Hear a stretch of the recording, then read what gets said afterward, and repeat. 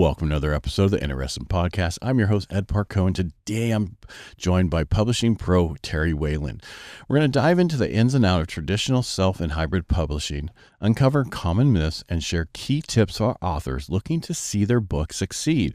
Whether you're dreaming of hitting a bestseller or simply want your story told right, this episode is packed with wisdom you won't want to miss.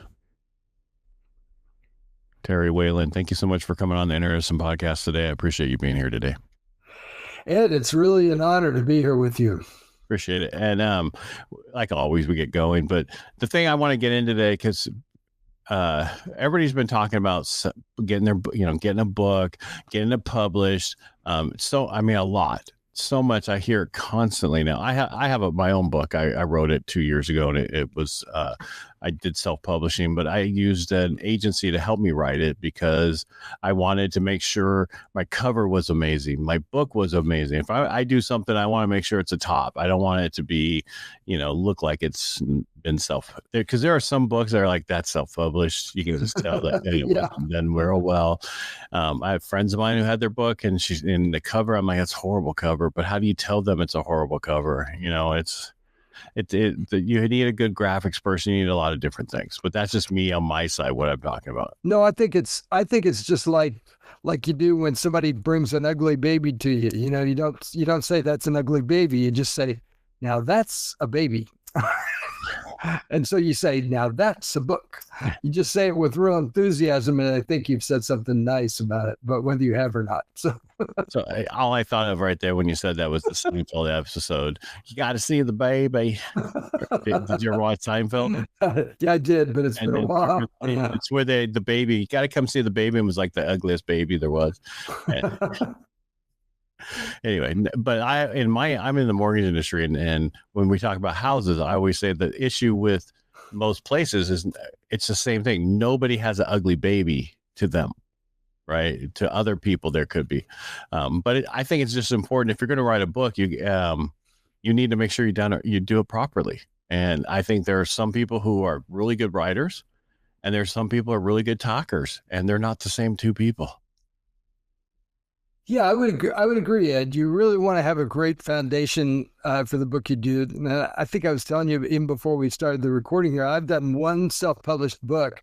But when I did that book, I was very careful to make sure that all of the details of that book looked just like it was from Simon Schuster or Random House. I mean, I wanted to have a little publishing imprint on the spine. I wanted to have a forward. I wanted to have it just designed right so that it did what it was supposed to do. So I take it you're from the traditional publishing world. Is that how you guys? I read so much about how many hundreds of millions of articles and everything you've had written. How did you? First of all, do you love to write? Is that your thing? I do. I actually majored in journalism in college, and that's what I thought I was going to do. But I really made a left-hand turn out of college. I actually joined this missionary group called Wycliffe Bible Translators, and I spent 17 years of my life with those guys, 3 years among the Southwest Cachiquel people in Guatemala, Central America. So that's why I have a New Testament from the Southwest Cachiquel people on my shelf, because of those kinds of decisions I made. But I returned to my writing, started writing for magazines, and that's really what got me going in this whole publishing area. So how long were you with those people? 17 years. Wow, that's a long time. Yeah. Yeah. And did you travel all over the place? Our headquarters actually back then was in Huntington Beach. So I worked in the Huntington Beach office. And you're right down the street. Yeah. And ultimately I became the editorial director. I was in charge of the face of the mission and print and that kind of thing. Wow. Have you always been in Southern California? No, just I did a season back then, and after that, I actually went to Billy Graham in Minneapolis, Minnesota. Actually, quite a contrast to work there after Southern California. So I worked for him for a couple of years at Decision Magazine. Back when we were doing 1.8 million copies of the magazine every issue, and then I started freelancing, and that's when my writing life exploded, and I started writing books about all kinds of people and all kinds of things that I did. So, No, I was trying to find out where you grew up. oh, where I grew up? I grew up in northeastern Kentucky, actually, Wow. is where I did. Yeah. So how did you get with, to Huntington Beach? So where did you I, go to college? I went to college. I went to college at Indiana University, one of the top 10 journalism schools in the country, and then um, I ended up in Huntington Beach because that's where the headquarters for Wycliffe Bible Translators was back then. That's it. Now it's in Orlando, but back then Well, it was in. that's all tax reasons. That's why she's there. Yeah, probably so. Probably so. Yeah. I mean, that's how it is. You know, California's, I'm in Modesto. California's pushing everybody out because of the stupidity things they've been doing over those so many years. And hopefully we'll get some sanity here coming soon. So I'm not going to get political more than that, but I just, you know, there's, you know, yeah. when they chase out a refinery and then expect us to pay $8 a gallon in gas, that's a problem. Yeah. That would be. All right. So now you got into this world. How long have you been in this world? I actually had my first book published as a little children's book I did in 1992, a little children's book called When I Grow Up, I Can Go Anywhere for Jesus, that combined real pictures from Wycliffe with a little cartoon character back then. So my first book was a little children's picture book. But since then I've done biographies, I've co-authored books, I've written all kinds of stuff through the years. All right. So what are you looking for? What are you looking to help with? Because I mean, so when what I'm trying to get at is there's many different worlds of publishing, and you work for a publisher that's in between. And let's explain to people how to get a book published. What's the different avenues to do that? Yeah. Traditional publishing is where I was for years. They pay advances. The publisher controls everything. They decide what the cover is going to look like. They decide what size the book is, what's it going to cost. They sell it in the bookstores, all those kinds of things.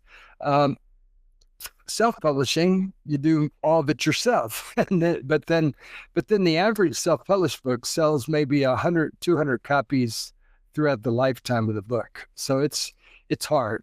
Self-publishing really is hard because you pay somebody to do stuff and maybe you don't know what to pay, who to hire, how to get it all done. Your cover looks lousy, like you were saying, all those kinds of things.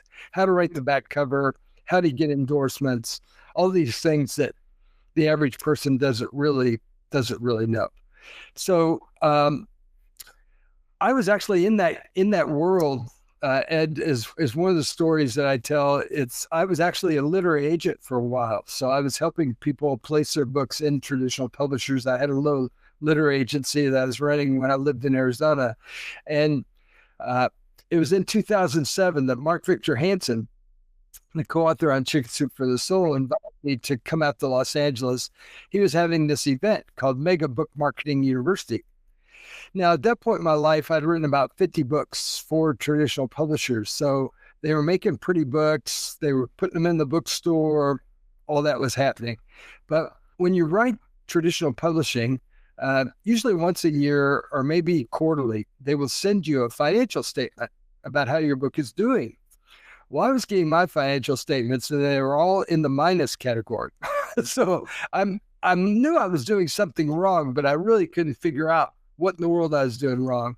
So when I was out there at this Mega Book Marketing University, I took pitches from people throughout the event, but I also sat there with all 400 people and listened to the different speakers.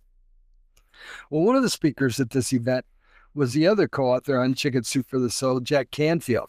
Now, Jack has written this book that I have on my shelf called The Success Principles. Mm-hmm. And the very first success principle says that I will take 100% responsibility for my own success.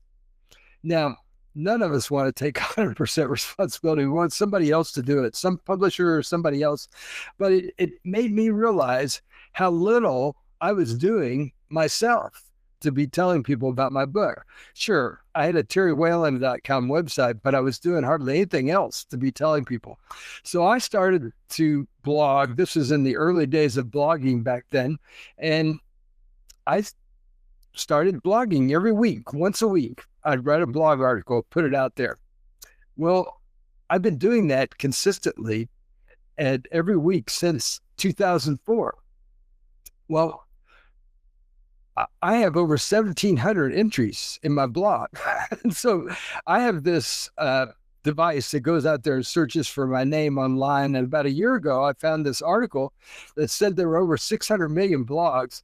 It listed the top 27 content producers out there. And my name was one of the top 27 because all I'm doing is blogging once a week. But I have about 400 people that take my blog on their email, and a lot of other people read it to other places online, or they read it on Goodreads or wherever.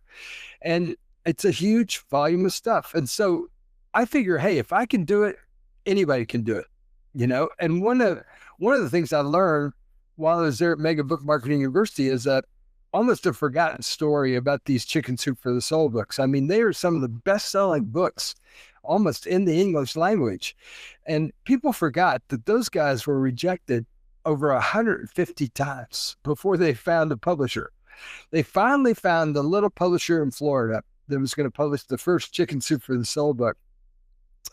Now, they told their publisher they were going to sell 1 million books in the first year. And their publisher laughed at them. They never sold 1 million copies of anything. They thought that was a ridiculous idea. But it took them 1.5 years to sell their first 1 million copies of the Chicken Soup for the Soul books. And these guys practiced at what they call the rule of 5. They got up every day and they did 5 things to be telling people about their book. They did a radio show. They did a guest blog post, a newspaper article, a magazine article. I mean, there's all different kinds of things that they can do. But they did those things over and over and over.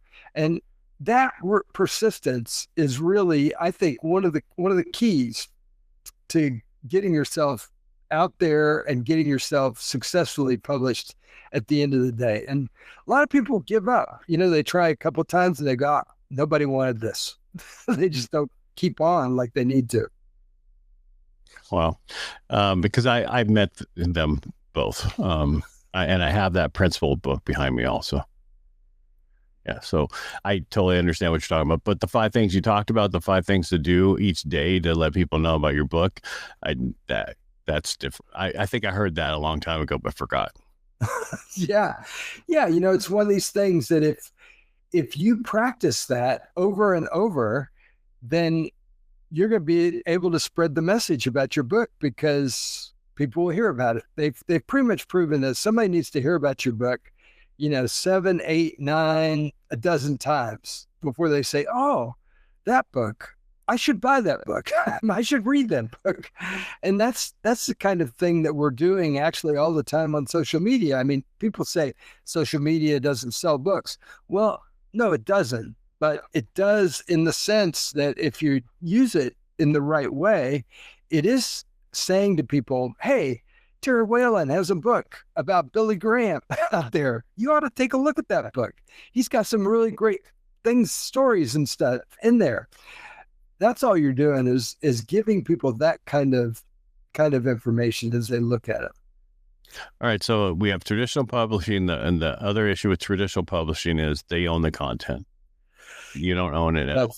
That's right. They own the content. They decide how the book is going to look. I mean, I've got the horror stories. Okay, two of my books through the years got 6-figure advances, but I've got long stories that I tell about what happened and why those books did not succeed in the market. But bottom line, I didn't have much input to what happened to those books, and so they got out there and didn't really succeed at the end of the day. So that's the hard part of self-publishing that's the hard part of traditional publishing is the lack of control and the fact that they control everything as far as the rights and what happens with your book.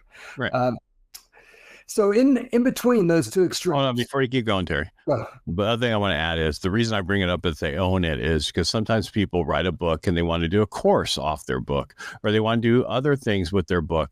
You can't if you do traditional publishing because they own the words. It's like when when Kramer sold his story to Elaine's boss, and then he could not talk about it at all on the show and all that stuff. I'm just saying you don't own it. You can promote your book, but you can't. You have to be very careful what you do after that. Correct?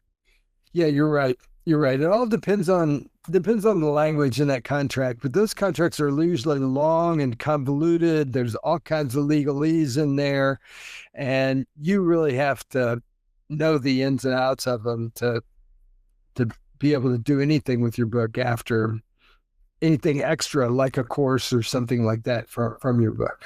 You're right. Unless that's part of the whole, my book, and I want to do a course at the same time, and then the publisher would publish both of them, if that's possible, right? If there's they could. Yeah, they could, and they would control the movie rights and the TV rights and the foreign rights, all that kind of stuff. Yeah. So, all right, with that being said, then there's self-publishing when you do it all yourself. Is there an in-between? There is an in-between, and we call that independent publishing. Some people call it a hybrid type of publishing model. I work for the last 13 years. I work for Morgan James Publishing 10 times over the last 20 years. We've been on the top independent publisher list that Publishers Weekly puts out.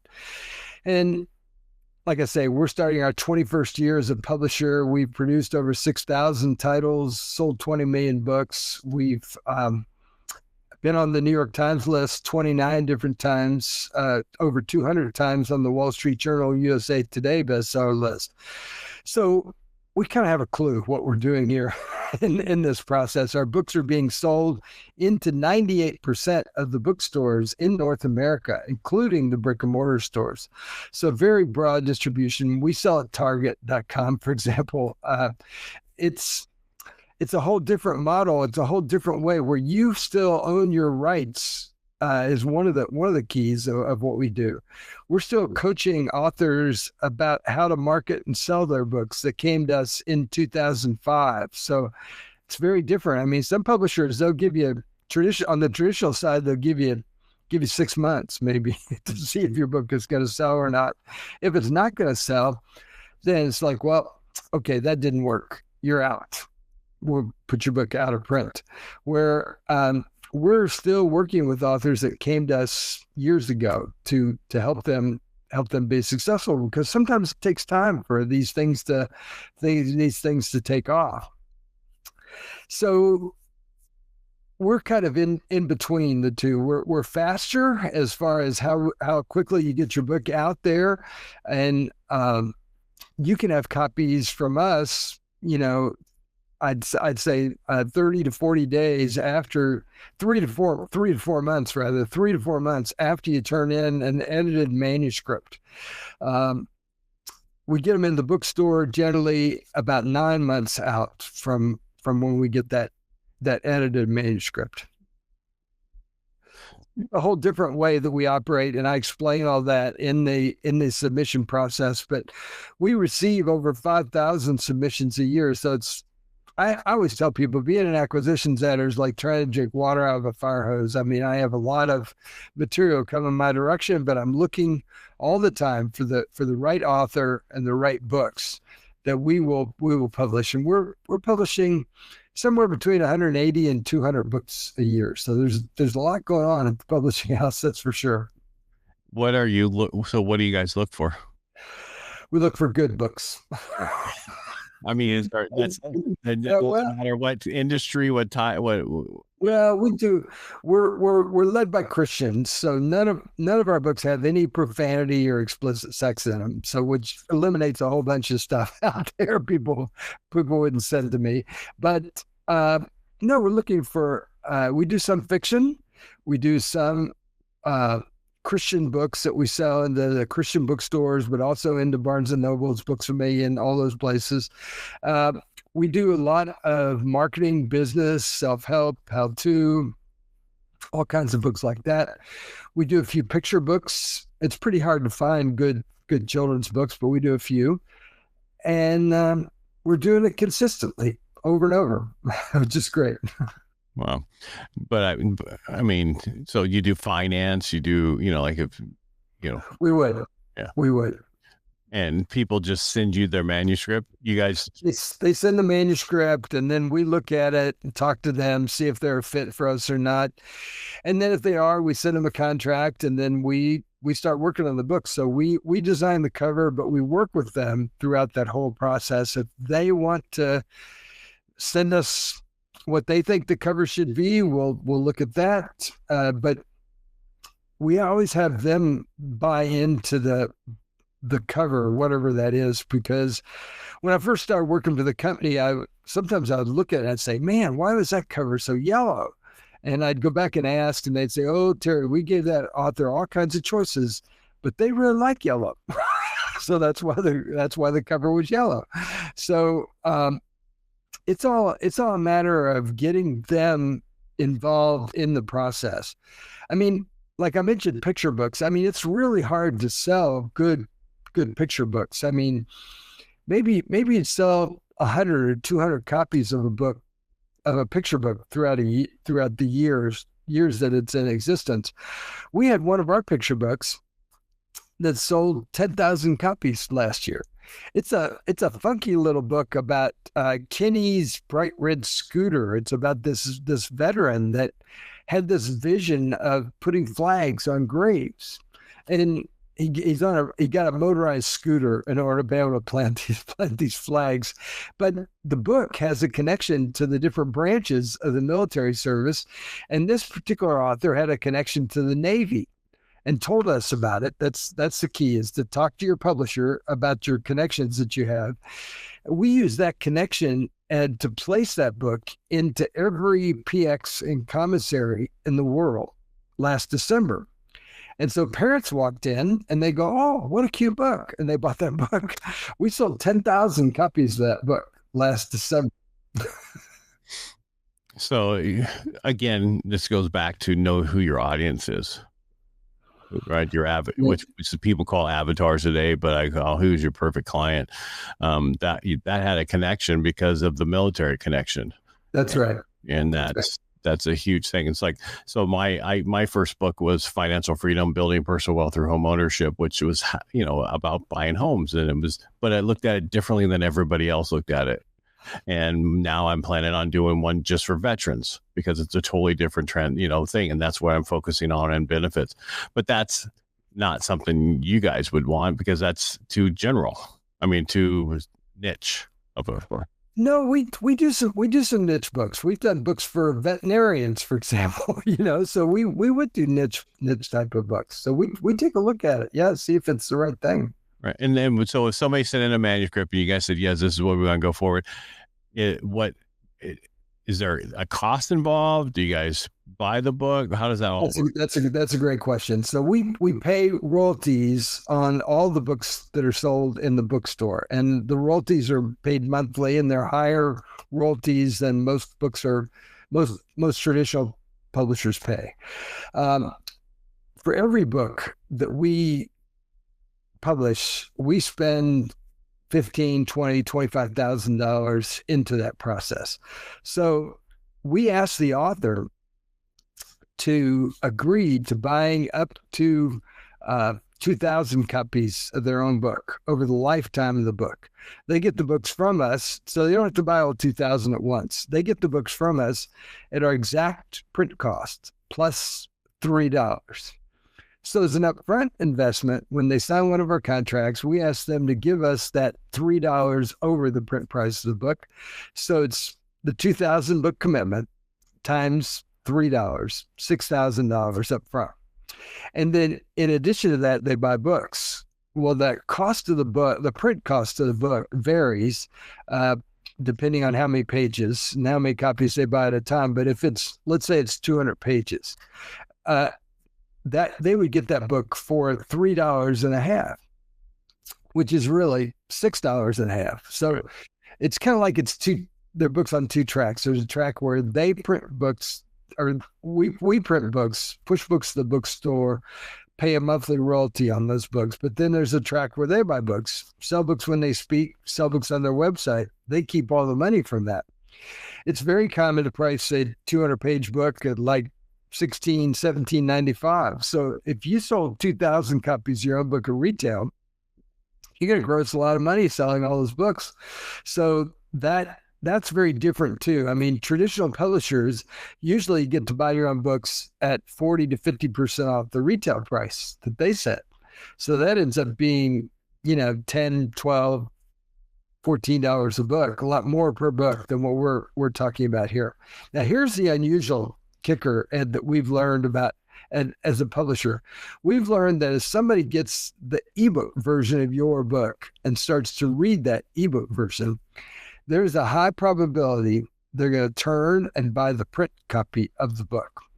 So our author support team, that's like our name for our marketing group at Morgan James, will build a web page for your book that somebody can go over there, get the whole book for free. And so those ebook sales are as those, you can give away that ebook, and that drives print book sales. So like I did this book a couple of years ago for Morgan James called Book Proposals That Sell, 21 Secrets to Speed Your Success. So if somebody goes to the website Book Proposals, plural, bookproposals.ws, that'll take you to that page where you can see the cover and see some type about it with a big button that says free book. So let's say, Ed, that I was on a large radio show, a large podcast, and I pointed people to this website. Let's say 1,000 people went over there, downloaded my book. Well, we would send you all those email addresses. For one thing, you grow your email list by 1,000 people. And because it's very probable those people are going to go buy the print copy of the book from that, those 1,000 downloads would count against the 2,000 book commit purchase that you agreed up front. That's a very unusual marketing thing that we're doing to help authors drive print book sales, but also grow their email list in this process. But you also put them into like Barnes and Noble, Target, other places, right? We do. We put it and Barnes and Nobles, they're interesting. They will not take a hardcover book from us these days. They only want paperback. And one of the things we learned in the pandemic from the national sales rep is that if we can get our authors to get 300 pre-sales, I mean, that's a lot, but it's not like 10,000 or something, but 300 pre-sales of their book before the book releases in the bookstore, that's the trigger for the national account. So he will pre-order that book for every Barnes and Nobles in the country. So when the book releases, it's actually in the bookstores. So that was a really great tip that we learned through the pandemic in that situation that we were in. What about who does the airports? You know, we do get our books in airports sometimes. I wrote this biography on Billy Graham, actually, called Billy Graham, A Biography of America's Greatest Evangelist. I went to a conference in Hershey, Pennsylvania.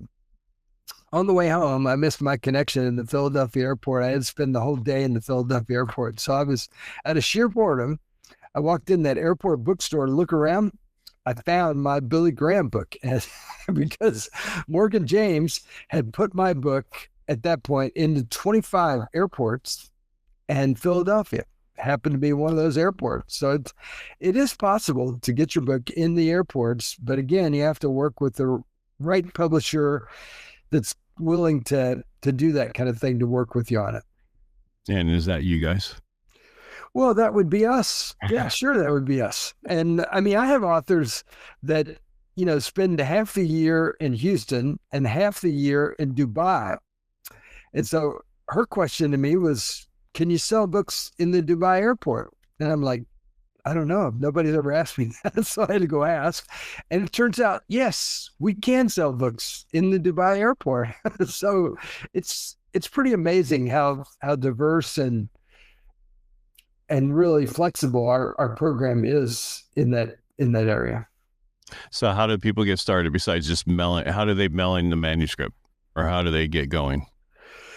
Well, the best way would be to just, approach me, Terry at morganjamespublishing.com. I know it's a long URL that we have, but that would be the best way for them just to tell me about them and their book, and reach out to me and see if it's a fit. We'll explore it on a phone call and take a look and see if it's the right book. Gotcha. But you do all types of book, right? So you do up to 200 books a year. Is that what you said? Yeah, we do up to 200 books a year. So there's a lot. There's a lot happening. Yeah. And if you guys spend the amount of money you say you spend on each book, that's a good amount of money. It is, but we're actively looking for the right books to publish, and authors have a lot of different expectations and about their book and what's going to happen. That's one of the things, and that's part of the reason that I wrote this book, 10 Publishing Myths, Insights Every Author Needs to Succeed, because I wanted to help authors have a realistic view of what they can do. I mean, from being in publishing so many years, I've learned that so little of the process is really under the control of the author. In a lot of ways. I mean, I can't make a bookstore buy your book, for example, but I can get your email address and build a newsletter list and then send out my newsletter on a regular basis. There's some things like that I can do.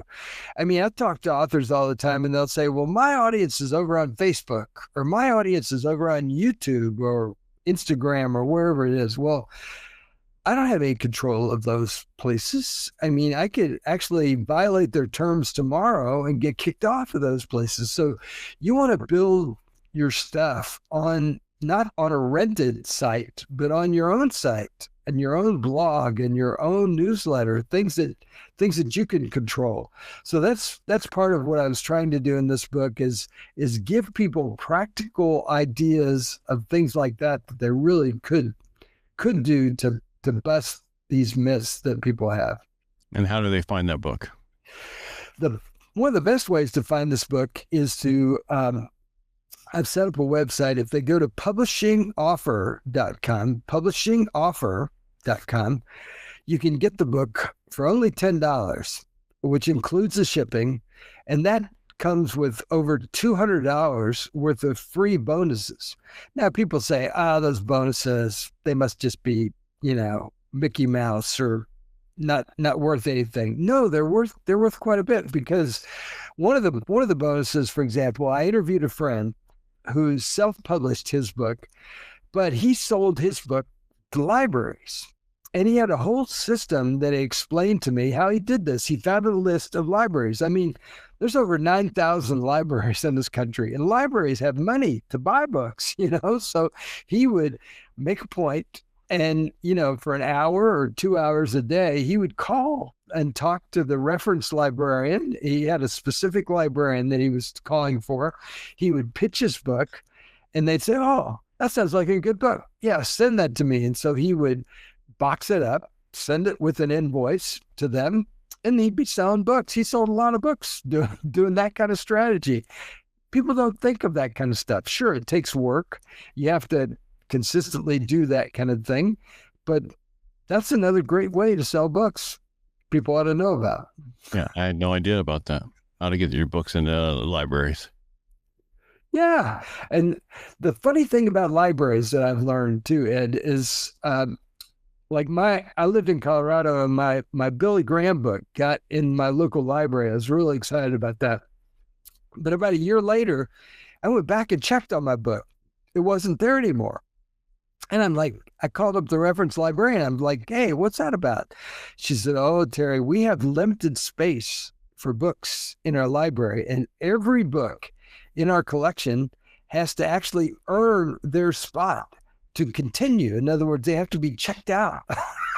And so that's another little thing that I learned. So it's all cool for the library to have ordered your book, but you need to continue to promote or tell people about your book so that they'll go to that library and check it out to keep the book there. I mean, there's all these little ins and outs of the book business that people have to know about and then actually take action and do to be successful and keep their book out there. All right. What was the name of the website again? The website where my book is it's a publishingoffer.com. And that way they can go find that book and buy it. And what people don't realize is, give me a second. Sorry, I'm in California. We're having allergies bad these days. You're in Southern, you don't have the same problems. I'm in Northern. We have everything's in bloom. That's right. It's horrible. But what people don't realize, media published to send something out through the post office, media is $6 to $7 on average. Yeah, I think media mail is like $4.68 or something like that. It just depends on how big the book is and everything else. What I'm getting at is the $10, you're getting a lot for $10. You are. Because if that includes, print, if that includes the mail and everything else. So yes. Yeah. So, and again, like I said, it just depends on how big the book is, where it's going, but it's, so let's just say half your cost is your mailing cost. So. And every chapter of my book, I have this, what I call an MBA, a myth buster action, that I really encourage people to take. I mean, head knowledge is fine. It's fine to read these books and learn all this great stuff about publishing. But the real key is taking action and doing something with the knowledge. And so that's what I really try to encourage people to do throughout the book. And when I was gathering the endorsements for this book, Ed, Alice Kreider, who's an acquisitions editor at David C. Cook, when she sent her words of endorsement back to me, she said, "Terry, you're missing the 11th myth." I'm like, "Oh, really? There's an 11th myth. What should that be?" She said, "Well, the 11th myth should be, if I send my book to Oprah Winfrey, she'll book me on her show."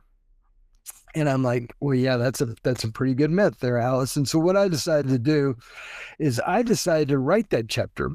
And when we designed the book, we designed it to look like the rest of the book. And people can get that for free from me if they go to terrylinks.com/11th myth, 11th myth.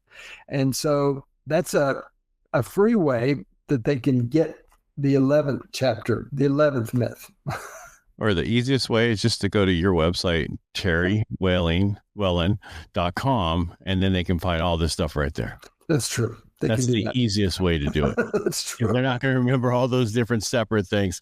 terrywhalin.com, and you can find the 10 publishing myths. You can click on there so you can get that book for $10.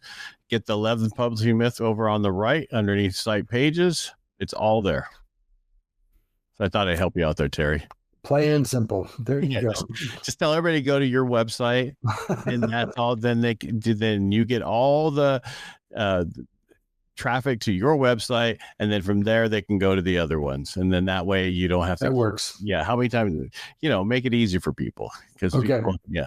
I agree. I was surprised that you had that one, but you'd never even said anything about your personal website.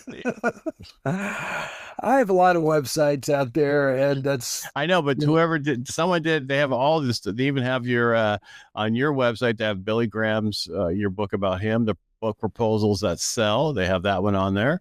They have your get the book proposal checklist, promote the 10 publishing myths, promote book proposals that sell, speaking schedule, your bookstore, your portfolio, everything's there. They can find out everything on you, and that's a good place to go. It is a good place to go. Yeah.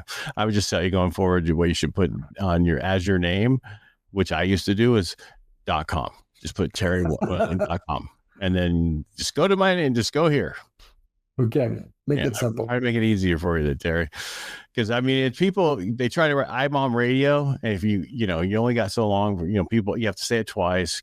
That's the joke on leaving a message, but that's on radio. You say it twice because people are trying to write it down. They'll forget Right. it. But you try to make it as easy as possible, just so they can write it down quickly. And Absolutely. yeah. So I appreciate you being on the show today and telling the stories about what to do about publishing, and with that, you guys are what you do. So reach out to Terry. And again, that was your email that you want them to reach you at. What's that email, Terry? Terry at morganjamespublishing.com, or even if they just send it to my personal email address, Terry at terrywhalin.com, that works. I mean, that's what I've got in my ex Twitter account. I've got my personal email address right there in my profile. So make it easy to reach people. Yeah, there you go. Make it easier. Just go to my regular stuff. Because that's where you're going. I mean, you do what you do, but maybe someday you're just going to be doing what you want to do. Right. That's right. Under you. So again, Terry, thank you so much for being on the show today. I really appreciate it. Don't be surprised if I reach out to you when I do my next book, when I finish it. I'd love to help you, Ed, and anything I could do, or your listeners, just let me know. Will do. Thank you, sir. Appreciate you being here today. Thank you.